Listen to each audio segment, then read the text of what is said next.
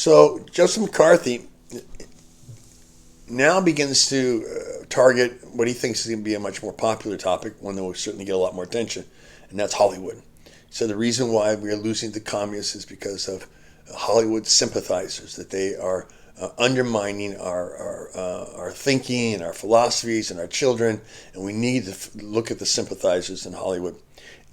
This, of course, really may take the show to the top because now people can see Hollywood movie stars, Hollywood directors, writers, everyday people, as everyday people. Nobody'd seen this before. Everything before, when you saw a movie star, was all staged. It was on red carpets, or pretend here's movie star whoever with his family. But this is actually movie stars acting like real people, being brought in front of Congress and being questioned and looking very uncomfortable and unhappy. The McCarthy hearings begin to dig up a lot of people, and it begins to create a lot of problems for these people. He never actually found any real communist. But what he would do is this. McCarthy would bring somebody in, a Hollywood movie star, and say, have you ever been a member of the Communist Party? And the movie star would say, probably more than likely, no, I don't know anything about this. Say, well, do you know such and such? He's a communist and he's been at parties you've been at. And you'd say, I don't know these people. And they'd say, well, we're gonna keep asking questions until you tell us what we need to know. Everybody watching assumed that this actor must be a communist or must know communists, because to be brought before the committee by McCarthy was the same thing as saying the government thinks you're a communist. And this is before Watergate, guys. So this is a time when people believed the government officials. If the United States Senator brought you in and were to expose you like this to the American public, Americans thought that there must be something to you. And if you were a communist, you'd probably deny it anyway. The result of this, a lot of people were blacklisted. A lot of people lost jobs, writers, directors, actors, and weren't able to work for 5-10 years after the McCarthy hearings because Hollywood wanted nothing to do with them. If you were brought before the committee and you weren't a big star or someone who gave names, and some actors did, there's a good chance you were going to lose your livelihood. By 1952, end of 1952, there were new presidential elections. And a Republican will come to office. A man named Dwight D. Eisenhower becomes president in 1953. Eisenhower had been the military commander of the Allied forces in Western Europe, had organized, led the Normandy invasions, very, very popular leader, and he ran as a Republican in 1952 and won. At the same time, McCarthy, being unsuccessful in finding communist sympathizers in Hollywood, changed tactics, and he declared that, in fact, the real danger to American freedom and democracy was the communist sympathizers in the army, in the military, and that we had to do something about that. So he declared that he was going to investigate them. Up to this time, whenever McCarthy would go to one of these hearings and start an investigation, he always had something, some piece of evidence, something in which he could show that, I did my research here. I'm going to move this a little bit, guys. There's a light. You can see it going across. I don't think it's going away. And people always wondered, though, he must be really doing a lot of hard work here. Well, it turns out now that we know that a lot of the information that McCarthy was getting, he was getting from the head of the FBI, J. Edgar Hoover, a rabid anti-communist. So all these things are coming together in 1953. McCarthy's changing directions and going after the military and saying that's where the real communist sympathizers are. Eisenhower, former general, now president of the United States, and then J. Edgar Hoover feeding information to McCarthy. It appears now that we found out that Eisenhower told Hoover that you're not giving information to this guy about the Army, and I'm certainly not going to allow him to go after the Army. And so J. Edgar Hoover didn't give McCarthy any information. McCarthy's hearings against the Army were televised, live. He tried to bluff his way through. The Army had lawyers, and they cut him to shreds. On live television, the American public were able to see what a witch hunt this was, what was called the Red Scare, or the communist witch hunt of the McCarthy eras of the early 1950s. McCarthy, after this, really being humiliated on television, will lose his popularity and will begin to eventually dissolve away. But the damage he did to people's lives continued on for decades. Now, while this is going on, and certainly is going to fuel the McCarthyism of the era, the witch hunts of hunting out people, we had a war take place. In June of 1950, North Korean troops invaded South Korea. Now, the background to that is this. When World War II took off, the Japanese had taken over a lot of territory in Korea, and the Allies had sent equipment and enforcement to help the Koreans and the Chinese fight against the Japanese invasions. When the war ended, North Korea remained communist, but not close to China. Instead, they were close to Moscow. So North Korea declared itself communist and an ally with Moscow. South Korea, along the 38th parallel that divided North and South Korea, South Korea was an ally of the West, and the money and military equipment went to them. The Truman Doctrine had said you need to contain communism. That's the key word for the Truman Doctrine, guys. Okay, underline it, put it on for the exam. The containment of communism. Keep it from growing, it will die on its own.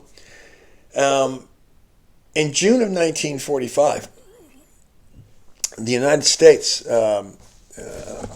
government decided that they were going to give an account to the general public and to the news about their foreign policy.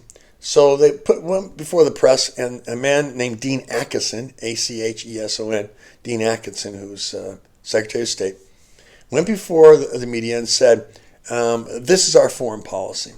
And he showed how, with maps and charts, how they were going to contain communism, keep the communists from spreading out. And he focused really on Western Europe. Didn't say anything about Asia, specifically Korea. Now, that's not to say that Dean Acheson told the North Koreans they could invade without problems, but the North Koreans seem to have taken this as a bit of a green light, saying, well, if you don't care about it, we're going. So they invaded South Korea.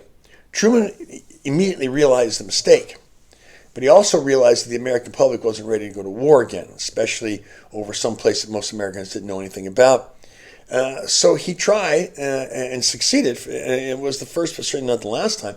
The United States president will go to the United Nations and try to make it a United Nations conflict. Now, understand, the United Nations in 1951, guys, was really a much smaller club than it is today.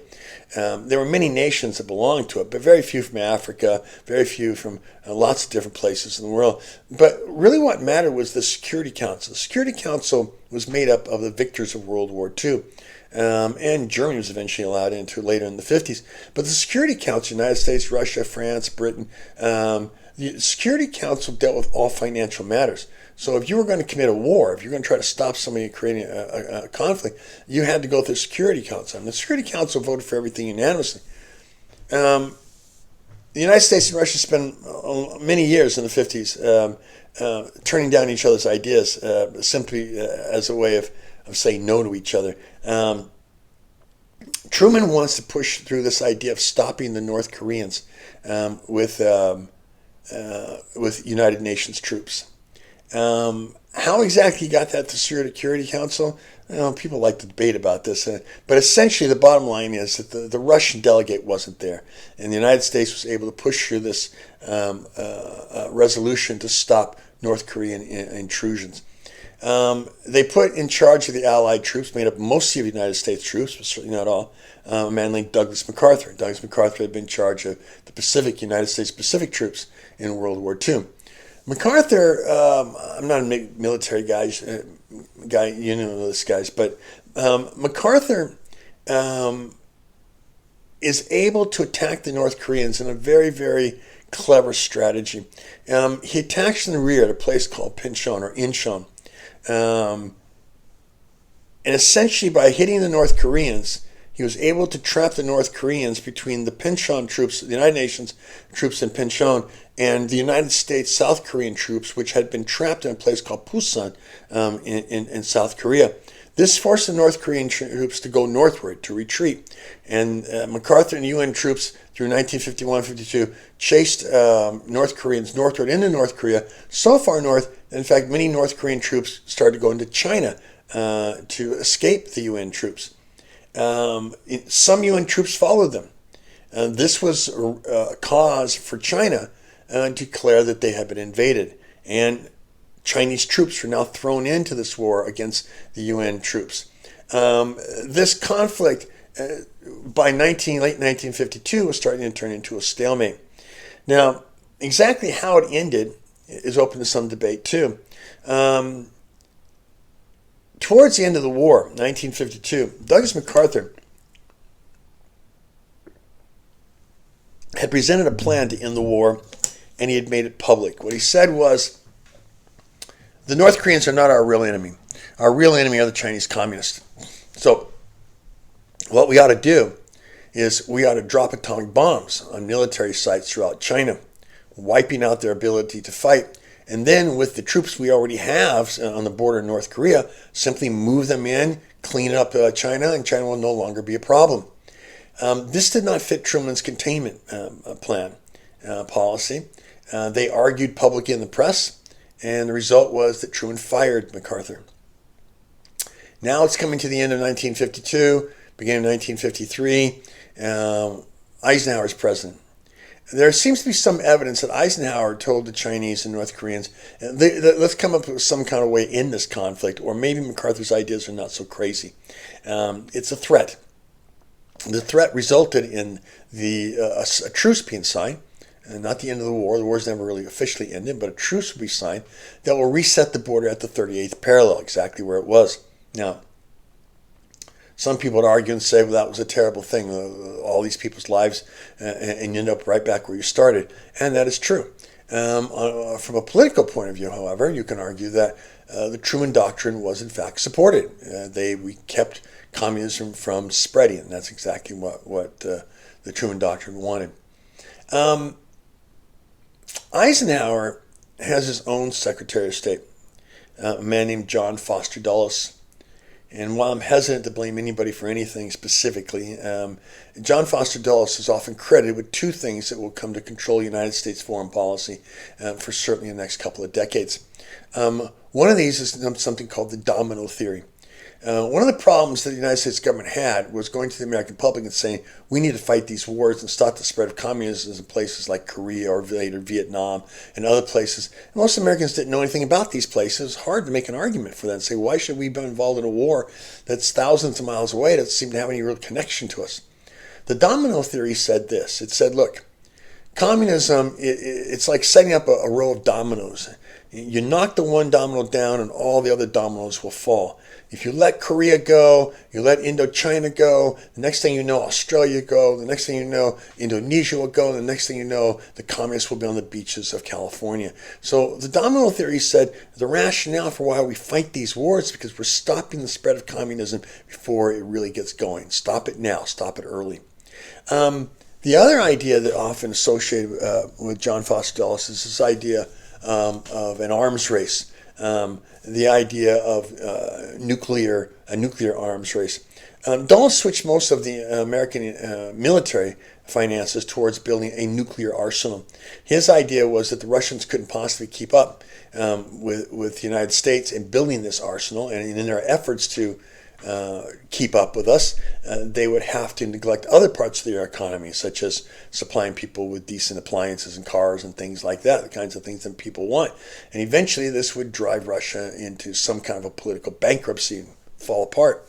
As it turns out, when we look at the Cold War, that was probably pretty accurate. Certainly by the 80s, the Russian economy could no longer keep up with both the West's ability to create nuclear weapons and consumer goods. And that began to destabilize Russian society and eventually lead to the rise of Gorbachev and the end of the Cold War.